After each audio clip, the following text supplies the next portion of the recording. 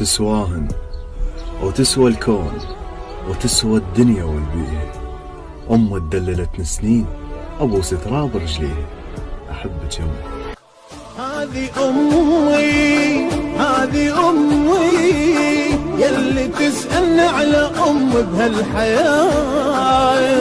هذه أمي خيط من شلتها يسوى الكائنات.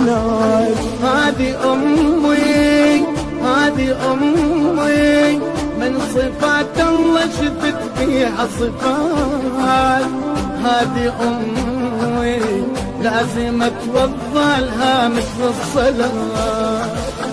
أمي بعين الله وزع جفها خير، هي تدعو الله هم يدعي لها. لو تحت رجلي القلة تصير، جعل الراس الله شمخليه.